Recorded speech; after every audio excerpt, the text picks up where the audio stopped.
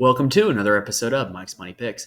Today on the podcast, we're going to be continuing our all 32 NFL team previews for the upcoming 2023 fantasy football season. Today, we're continuing our stop in the AFC East with the Miami Dolphins. Now, the Dolphins were one of the most interesting teams in the league last year. They were kind of a surprise success under first-year coach Mike McDaniel. Their offense put up a lot of points when Tua Tagovailoa was healthy. So we're going to evaluate what their offense did in 2022 and what you can expect from the Dolphins players in the 2023 season for fantasy football purposes. So we're here to talk about redraft, dynasty, and best ball leagues here today. And we're going to pretty much be evaluating where the Dolphins rank and project heading into next season for all three types of leagues. Now, before we get started, if you're watching on YouTube, please like and subscribe. It really helps me out a lot. If you subscribe, you will notify when new episodes drop. If you're listening to the podcast on audio form, please rate and review. Again, really helps me out a lot. I really appreciate the support. We're going to be talking a little bit about best ball drafts here on this episode. If you want to try out Best Ball, I recommend doing so on Underdog. You can use my promo code MConley88 to get your first deposit matched up to $100. Link is in the description on YouTube. It is also pinned to my Twitter at Mike's Money Picks. All right, so let's go ahead and get started with the Dolphins preview. All right, so last season, the Dolphins offense ranked 6th in the NFL in yards per game and 11th in the league in points per game. The team averaged 16 points per game in games that Tua Tagovailoa did not start and finish, as opposed to 24.5 when he did start and finish. And for the record, on the whole season, they averaged 23.4. So basically, this offense was about 50% more successful in games that Tua was able to start and finish. Now, in terms of their play calling, the Dolphins ranked 25th in rush rate last season, which means that you could always inverse that. And so they ranked 8th in the league in pass rate, meaning that Mike McDaniel, even though he was coming from his background under Kyle Shanahan in San Francisco, that was a very run-heavy scheme, they definitely skewed a little more pass-heavy with this Dolphins offense last season. And it's kind of not shocking when you look at the personnel they have. They don't really have one dominating running back. They do have two elite wide receivers that you can get the ball to in all areas of the field. And they didn't really have an elite blocking tight end last year either. So I definitely don't think it's shocking that they definitely skewed a little bit past last season. And it would not shock me if they continue to be one of the league's more pass-happy teams heading into 2023. So let's go ahead and talk about that quarterback position of the pass-happy Dolphins. So Tua Tagovailoa finished last season as quarterback 15 overall and quarterback 9 in fantasy points per game, and he missed 4 games and left 1 early as well. So basically, he missed 4.5 games and was still quarterback 15, and he left 1 game early and was still quarterback 9 in fantasy points per game. If you take that game out, he would have risen to quarterback 7. So very successful season for Tua from an overall and a per game standpoint, even with the missing games. Now, Tua also had some peaks and valleys. He had 4 weekly top 4 finishes at the quarterback position, and those 4 were the only 4 weeks that he had where he was in the top 10 at the position. So basically, if Tua had a good week, he had a great week. He was only outside the top 20 in quarterbacks in 2 of 12 games that he finished, which is not ideal. Ideally, we'd like that number to be 0, but he didn't really give a whole lot of dud performances in games that he was able to finish healthy. Now, Tua also ranked 1st in the league in yards per pass attempt last season, so he was very efficient and very productive with the amount of throws that he was able to get. However, the big concern on Tua continues to be his health. And last season, he kind of missed 4.5 games, so it's kind of warranted. And last year was actually the most games he's played in a season. Tua has never played more than 13 games in any of his 3 NFL seasons. So I'd never want to try to predict injuries. I think that's a fool's errand. But it's generally Tua doesn't stay healthy for an entire season. However, apparently in the offseason, he has been learning techniques and, going to Brazilian jiu-jitsu classes and, bulking up and gaining weight. And they say that he's going to have his health problems fixed. They say that he's going to be healthy this season. And I think if you're buying that, I think Tua is a very good fantasy option.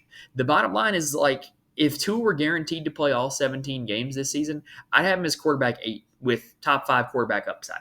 I don't think he has quarterback 1 overall upside because he doesn't run the ball a whole lot, and this offense isn't going to be like the Bills or the Chiefs. They can be one rung below that, but they're not going to be one of those 2 elite offenses. And Tua is not going to be getting you rushing yards or touchdowns like a Josh Allen or like a Jalen Hurts. So I don't think he has quarterback 1 overall upside, but I do think he has quarterback 5 upside if he's able to play all 17 games. So for that reason, Tua is my quarterback 11 heading into 2023.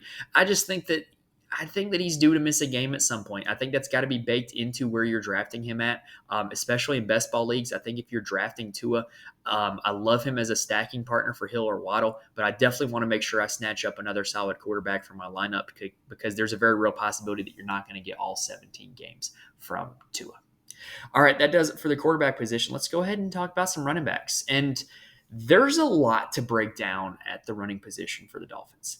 Last year, they were able to finish with 2 top 30 fantasy running backs, which is kind of staggering considering that they were 26th in the league in rush rate. Like, that's kind of impressive. Now, there were 5 weeks where Miami had 2 top 25 running backs on the week in the same week, and there were 5 weeks where they only had 1 top 25 running back. So 10 weeks out of the 17 games last season, Miami had a top 25 running back. And 5 of those 10, they had 2. It's kind of impressive. Now, Dolphins backs also totaled 5 weekly top 10 finishes, with 2 of them coming in week 10. Yes, there was 1 week where both Dolphins running backs finished in the top 10 for that week. Now, the reason why the Dolphins were able to be so productive at the running back position last year while not having a high rush rate is because A, they stayed healthy, and B, the Dolphins targeted the running backs 113 times, which is the 12th most in the league. Also, the success of this passing offense, you could argue, opened up lanes in the run game. And in terms of a yards per carry basis, this was a very efficient rushing attack last season on not a whole lot of attempts. So, heading into next year, the Dolphins' offense seems to be a pretty lucrative one for running backs in fantasy football. But the question is, which one do you go with? Well, Raheem Mostert last year finished as running back 25 overall and running back 29 in fantasy points per game. And he did so on a 56% snap share and opportunity share. He averaged 5 yards per carry. That's pretty impressive. Jeff Wilson was his running back room mate last season, and he finished as running back 29 overall and running back 32 in fantasy points per game in 2022. And he did so on a 53% snap share and a 55% opportunity share. He also averaged 5 yards per carry. Now, if you were sitting there doing the math, which I know I would have been, yes, Mostert and Wilson's numbers in snap share and opportunity share added up to over 100%. Each missed 1 game last season, so those numbers are averages of the 16 games that they were active. So with one of them missing a game, that equates to, them being able to go over 100% total. But they were really the only 2 guys that were significant contributors in this backfield last season. Now, both Dolphins running backs last year weighted in the top 30 in weighted opportunities. Mostert had a slight edge in that category because he was able to get more targets in the passing game. But it's not that simple this year. The Dolphins drafted Devon Achane out of Texas A&M in the 2023 NFL Draft. So what we know about Devon Achane, and he's a guy that I followed a lot in college football last year because I played him a lot in DFS at Texas A&M, because he is one of the fastest players in the league. He was one of the fastest players in college football at Texas A&M. He was a threat to take it to the house every time he had the ball in his hands. That includes on kick and punt returns. That includes on gadget plays like jet sweeps and screens and the like. It also includes on just your regular old outside zone stretch plays. He has the ability to take those 75 yards to the house. And what we also know about Devon Achane, with that speed comes a lack of size. Dude's not very big. He's not very strong. He's not very physical. But he's fast, he's elusive, and he can break one at any time. He honestly seems to fit the mold of the type of running backs that Kyle Shanahan and Mike McDaniel have gone after in their career. Think of like the Elijah Mitchells and the Raheem Mostert's, his own teammate, where they're kind of smaller, but kind of fast, really good at running outside zone. That's kind of like what Shanahan and Mike McDaniel like, right? So I do think that Achane, if he's able to wrangle away some of the snap share and opportunity share from Mostert and Wilson, is going to be a productive fantasy player. But the problem is, and the bottom line for the Dolphins running back field heading into 2023, is that the Dolphins may be able to support 2 top 30 fantasy running backs, but not 3. And so as it stands right now, with all 3 running backs healthy and on the roster, I struggle to see the value in all 3 of those backs. I also do not know how to handicap the situation. I don't know how to project their snap and opportunity shares heading into next season. I just don't know what to predict for. And so what I think you can end up with is, just kind of an average outcome of all 3 of them at about 35 to 40%. And if they were all 3 get about that and be reasonably effective in fairly equal ways, then I would have them in order: Mostert, Achane, and Jeff Wilson as my running backs 39 through 41 heading into the 2023 season. I can't rank them any higher than that while they're all three there, and they're all three kind of stealing from each other in terms of carries and opportunities. So that is where I have all three of them. I do think all three of them make for more interesting best ball picks than redraft fantasy picks, because in best ball, all you need is for, Devon Achane to break a 75-yard running. Congratulations, he made your best ball lineup the week. Or all you need is one of them to be hurt and, Raheem Mostert gets a 70% carry share and he got 20 fantasy points. Congratulations, he made your best ball lineup. I think they're definitely more intriguing picks in best ball where you don't have to rely on them week in and week out, as opposed to a redraft league where you may be stuck starting these guys when you don't want to because you don't know what's going to happen. Now, before we talk about wide receivers, while I have you here, if you're watching on YouTube, please subscribe to the channel. Y'all, it really does help me out a lot. I cannot stress this enough. I really do appreciate it. YouTube really only sees value in my videos and in my channel if people are liking and subscribing. So while you're here, please hit the like button. Please hit the subscribe button. You'll be notified when new episodes drop. Like the rest of our all 32 NFL team previews, like the rest of all of our season-long fantasy football content, and like the rest of our weekly golf and college football content coming your way here on Mike's Money Picks. All right, now let's get back to the regular schedule program, and let's talk about wide receivers. So last year, the Dolphins had 2 top 10 fantasy wide receivers. That's a typo. It should say in 2022. So the Dolphins had 2 top 10 fantasy wide receivers in 2022 and no others in the top 80. Those 2 top 10 receivers, Tyreek Hill and Jaylen Waddle, should come as no surprise. There were 5 individual weeks where both Tyreek Hill and Jaylen Waddle both finished in the weekly top 10. And 4 of those 5 weeks were in Tua Tagovailoa starts. The 2 of them were able to have ceiling weeks together when Tua was a starter quite regularly. There were also 7 weeks where 2 Dolphins wide receivers both finished in the top 25 for the week. Now, most of those were Hill and Waddle, but there was one where Trent Sherfield snuck in and stole one away from, I believe it was Waddle. But the bottom line is this: both the Dolphins wide receivers, they can be productive with each other in the lineup, but it really comes down to only those 2 Dolphins wide receivers, because Tyreek Hill was elite last season. He finished 2022 as wide receiver 2 overall and in fantasy points per game. He commanded a 31.6% target share, which was second in the league, and he led the league in yards per route run and deep targets. Translation: Tyreek Hill was utilized at all levels of the field in all types of plays. He was thrown to deep, short, intermediate, and he was very efficient when he was throwing the football. And he was throwing the football quite a lot. That's pretty much exactly what you want from a fantasy wide receiver, which is why he finished as wide receiver 2 overall. Now, Jaylen Waddle finished as wide receiver 9 overall and wide receiver 12 in fantasy points per game. He did so with a 21.6% target share, which is about 2/3 of what Tyreek Hill was. Waddle also had a similar average depth of target to Tyreek Hill. Like, one was not targeted at a significantly different level than the other. They were both in the 12s for average depth of target. So Waddle did get some deep targets as well.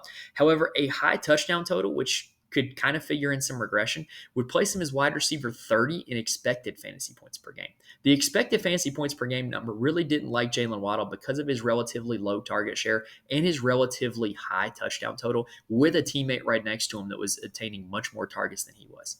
Now, it is worth noting, though, that in both of his seasons in the NFL so far, Jaylen Waddle has finished as a top 15 wide receiver in fantasy in both of those seasons. So I really like the trajectory of his career, and I think that he's kind of, in his young career so far, established a pretty high floor. And Tyreek Hill, we know what he does. He's got a pretty high floor and a pretty high ceiling as well.